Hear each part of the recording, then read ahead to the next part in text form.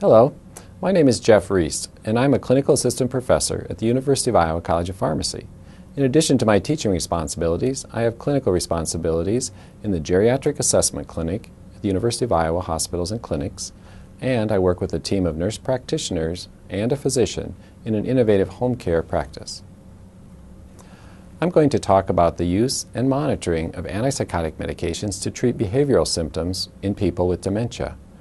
This group of medications has limited effectiveness and some pretty severe side effects, so we want to make sure we're monitoring for both. We monitor for effectiveness, so if the medications are not working, we can stop them, and for side effects, so we can balance the effectiveness with the side effects and make sure the medications aren't doing more harm than good. Back to Mrs. Annabelle Klein. In the last lecture, we discussed non-drug management, which was helpful for a number of Mrs. Klein's behavioral issues. This worked well for a while. Unfortunately, Mrs. Klein had a worsening of delusions, and we recently started her on haloperidol for the management of psychotic symptoms and the potential danger that her behavior represented. She developed a delusion that her food was poisoned, was refusing food, and had substantial weight loss. She also had a delusion of jealousy that her husband was spending time with another resident, and often became very upset and yelled at the other resident. The antipsychotic was started because of the delusions and the impact on her eating and overall state of well-being.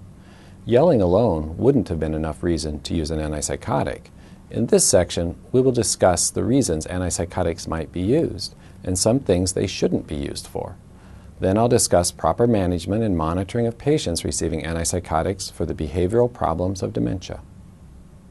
Even though the antipsychotics are not officially approved for the management of dementia, they are widely used and their appropriate treatment targets are recognized. The psychotic features that can accompany dementia, hallucinations or delusions like those that seem to be troubling Mrs. Klein, may respond to these agents. Delusions are false beliefs that aren't based in reality. Hallucinations are sensing things that aren't there, like seeing things that aren't there or hearing voices.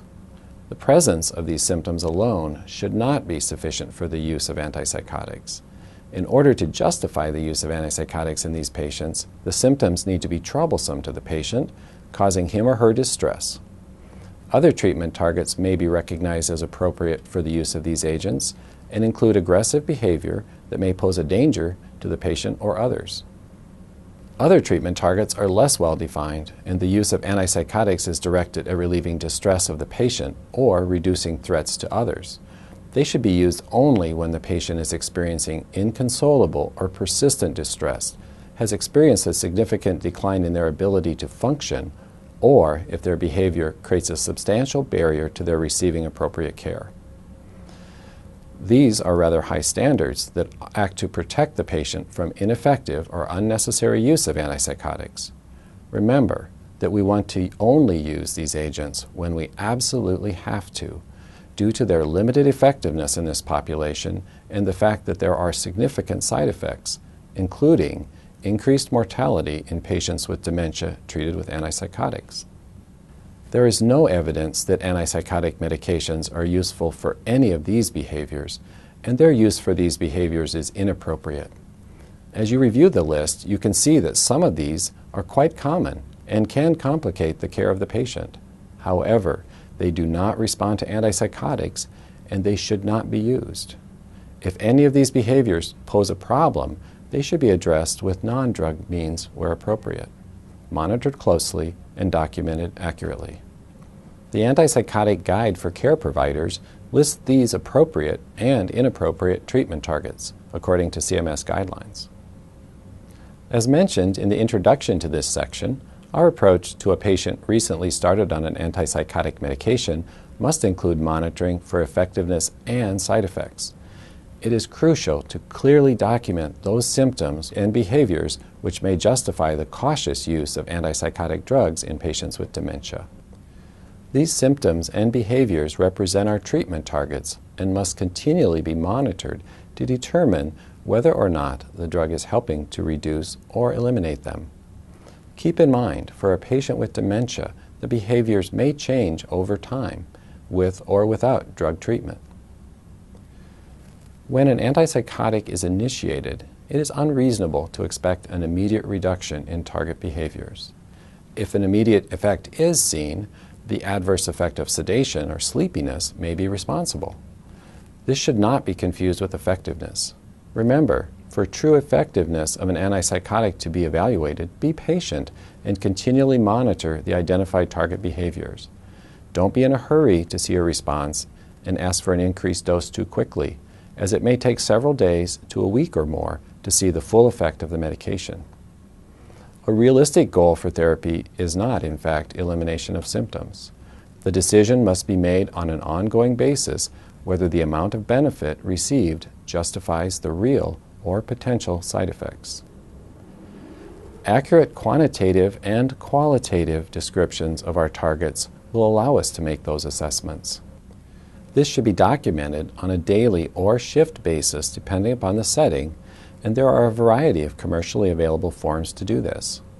Whether you use a commercially prepared form or other methods, such as in the nurse's notes, it is critical that objective and specific target behaviors are consistently evaluated. That is, the listed target behavior should be clear and unambiguous to anyone who may be monitoring the patient or reviewing the form. Examples of specific target behaviors include hitting, biting, striking out, or refusal to eat. Examples of nonspecific target behaviors to avoid using would be agitation or restlessness. You can see how the term agitation could mean quite a range of behaviors. Therefore, it would not be considered a valid target behavior. The same can be said for monitoring adverse effects. This can be accomplished using the same or similar documentation forms and procedures as that of monitoring for effectiveness. Again, we must be specific with our description of the side effect as well as document whatever action was taken to address the side effect. Serious side effects should receive immediate action, which may include holding or discontinuing of the medication or reduction of dose. Tell a nurse or doctor if you think a patient might be experiencing a side effect. Here is a list of most common and most serious side effects associated with the use of antipsychotic medications. These are sedation or sleepiness, which can cause other problems, postural hypotension, which means a drop in blood pressure on standing. This can cause dizziness. Falls caused by postural hypotension, sedation, and movement side effects. The risk of falls is about twice as high when a patient gets an antipsychotic. Extrapyramidal symptoms include tremor, tight muscles, changes in walking such as short, shuffling steps, and other signs that look like Parkinson's disease. These also include akathisia, which is a feeling of internal restlessness. This can be seen as pacing, difficulty standing still, among other things. Tardive dyskinesia is a side effect that may appear after a person takes an antipsychotic for a while. This can be seen as twitching of the muscles in the face or trunk, or other unusual movements. For Mrs. Klein, we should complete an abnormal involuntary movement scale. You may know it as the Ames test. At baseline, anytime there is suspicion of movement side effects, and every 6 months if she stays on the medication. Antipsychotics can also cause weight gain and high blood sugar, so it's important to watch for increased appetite and weight, as well as signs of high blood sugar, such as confusion, thirst, and frequent urination. Even without high blood sugar, antipsychotics can cause urinary side effects like increased incontinence or urinary tract infections. Finally, antipsychotics appear to cause a small increase in the risk of strokes and death. It's important to watch for signs of stroke, such as slurred speech and paralysis. But mainly, these are some of the reasons that it's best to reserve antipsychotic use for severe cases and only keep using them if there's a clear need and benefit. This table provides specific guidance on monitoring adverse effects. Basically, for any potential adverse drug effect, we should closely observe the patient on a continual basis. The signs and symptoms listed on the pocket card shown here can clue you in to a possible side effect, and methods for testing and monitoring are suggested. Please have a look at this pocket card on our website. When a monitoring plan is developed, it may be based on the specific side effects that are most likely with that particular drug. This approach will improve patient safety, positively impact the care of the patient, and help meet CMS antipsychotic medication use guidelines for patients in continuing care facilities. If you want to know more about side effect risks with different drugs, see the Antipsychotic Prescribing Pocket Card.